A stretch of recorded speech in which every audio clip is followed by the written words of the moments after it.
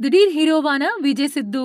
இதுக்கு பின்னாடி இவ்ளோ விஷயம் இருக்கா? இன்னைக்கு உலகமே இணையதளத்த நம்பி தான் சுத்திக்கிட்டு இருக்குது. என்னைக்காவது ஒரு நாள் உலகம் நின்னுடும் அப்டின்னா, அதுக்கு ஒரே காரணமா இருக்கிறது ஒட்டுமொத்த இணையமும் முடங்கி போற நேரத்துல தான். அந்த அளவுக்கு சமூக வலைதளங்கள்ல ஒவ்வொருத்தரும் தனக்கான நேரத்த செலவிட்டுக்கிட்டு இருக்காங்க. அப்படி சமூக வலைதளம் மூலமா ரொம்பவுமே பிரபலமானவர் தான் விஜய் சித்து. இவர் ஒரு வீடியோ போடுறாரு அப்டின்னா, வீடியோ போட்டு 1 நிமிஷத்துல மில்லியன் வியூஸ்கள தாண்டி அவரோட வீடியோ பார்வையாளர்கள கடந்துருது.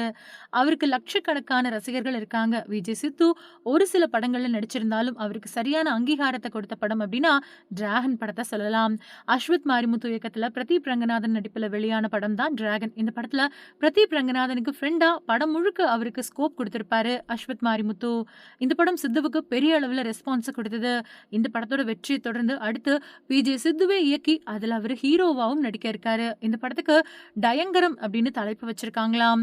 இந்த படத்த ஐசரி கணேஷ் தான் தயாரிக்கிறாரு. இந்த நிலையில எப்படி விஜய் சித்துவ இந்த படத்துக்குள்ள கொண்டு வந்தாரு ஐசரி கணேஷ் அப்படிங்கிற கேள்விக்கு வலைப்பேச்சு பிஸ்மி அதுக்கான விளக்கத்த குடுத்திருக்காரு. ஆர்ஜே பாலாஜிய ஹீரோவாவும் இயக்குனராவும் அறிமுகப்படுத்தினதே ஐஸ்வரி கணேஷ் தான். மூக்குத்தி அம்மன் படத்தோட வெற்றியால அதோட 2வது பாகத்துக்கு ஆர்ஜே பாலாஜி அவரோட சம்பளத்த அதிகரிச்சு கேட்டாராம். ஆனா ஐசரி கணேஷ் அதுக்கு சம்மதிக்கல. அதுக்கப்புறம் தான் ஆர்ஜே பாலாஜி சூர்யாவ வச்சு படம் பண்ண போயிட்டாரு.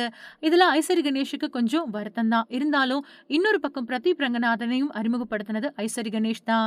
கோமாளி படம் வெற்றி அடைஞ்சதுக்கு பின்னாடி லவ் டுடே படத்துல நான் தான் ஹீரோ அப்படின்னு சொல்ல அது சரிவராது அப்படின்னு ஐஸ்வரி கணேஷ் மறுத்துட்டாரு. அதனால பிரதீப் ரங்கநாதன் ஏஜிஎஸ் பக்கம் சாஞ்சிட்டாரு. இப்படி இந்த 2 பேருமே தன்னை விட்டு போனது ஐஸ்வரி கணேஷுக்கு பெரிய வருத்தத்தை குடுத்திருக்கு. அதனால தான் ரேடியோவுல இருந்த ஆர்ஜே பாலாஜிய இங்க கொண்டு வந்து பிரபலமாக்கணுமே, அப்படி வேறொரு ஃபீல்டுல இருக்கிறவர கொண்டு வந்து ஹீரோவாக்கணும் அப்படின்னு தேடுறப்ப தான் சித்து கண்ல பட்டிருக்காரு. ஆனா நாளைக்கே டயங்கரம் படம் வெற்றி பெற்று சித்துவும் அதிக சம்பளம் கேட்டு ஐசரி கணேஷ் கொடுக்க மறுத்தாரு அப்படின்னா, அவரும் ஐசரி கணேஷ விட்டு போக வாய்ப்பு இருக்கு. சினிமாவில் இதெல்லாம் சகஜம்பா அப்படின்னு சொல்லியிருக்காரு பிஸ்மி.